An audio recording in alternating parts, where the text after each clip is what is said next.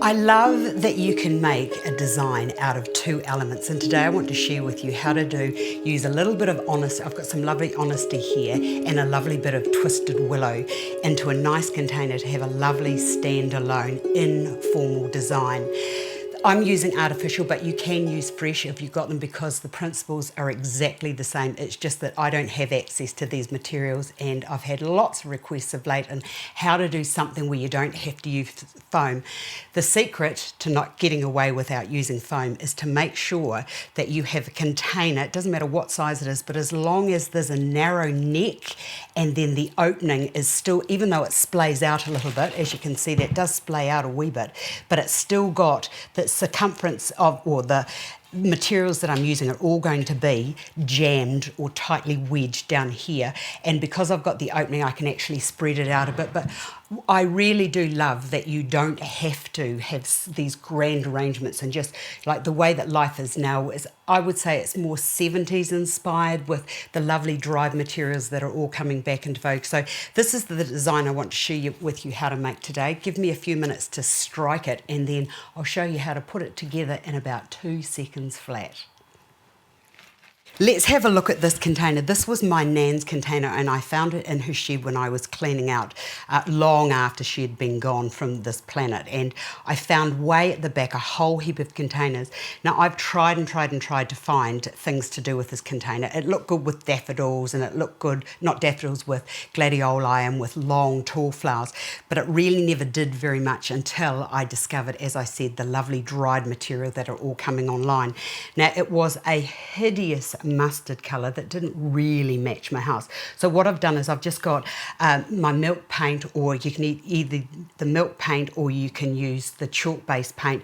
Quick couple of washes over it, and then I've just gone into all those little edges there with just a little bit of a darker colour and then wipe that off. And I love the tonal value of it with no sheen on it, which is going to be perfect for what we're going to do today. And as I was saying, I love it because for this type of design today, because it has got that little funnily shape there, which means it's going to be good for holding everything together. Thus, we don't need to use foam. Now, it's got a little chippy bit in there, but I just think that that adds to the rustic and formal approach to the design we're going to do. Right, so I've got that, and I also have 2 pieces of Twisted Willow. I'm not going to cut them, as I said, well, no, I didn't tell you, but in another arrangement that you might have seen, I said to not cut anything because I wanted to use that bulk to sort of help to keep everything more sturdy and stable. Plus, I might want to use these again. Now, to know what is the right length of materials to wear to cut, I feel that lots of people are having issues with that. It's 1.5 times the height or the container, or if you're stuck, just get a tape measure and then take that down to the bottom, and then that should be about 2 times, which it is. So that's pretty much thereabouts if you're a bit stuck. So I'm just going to put one into one side, and the great thing with having that wire down there is that when it goes into the container, it sort of like opens up a bit to give me a bit more stability. So one on either side, push that down into there, and if you need to, you can just branch it out. If you're using fresh willow, if you've got access to that, or even the straight willow, I do prefer the twisty willow because I like the movement that it has. You could perhaps fill this with water, and as the spring comes, what will happen is that it all of a sudden bounces into life. I love that. So 2 pieces into there, and I've got 2, 3, 4. I've got 5 bits of the artificial honesty here, which I'm just going to poke out and push up one onto one side, another into the other side, and that will just fan out, and it's got this lovely rim around here which is going to keep everything contained and not vomiting out all over the place. A piece to the front. I love this type of designing. Honestly, it can just take, if you've got a room that's got nothing in it and it just needs something, then this is fantastic.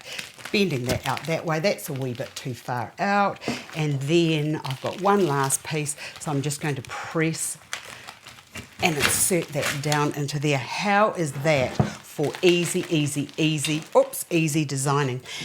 So there we have a simple, informal design that would look good in any environment. I hope you've enjoyed this. I've enjoyed sharing it with you. I'll see you again another day.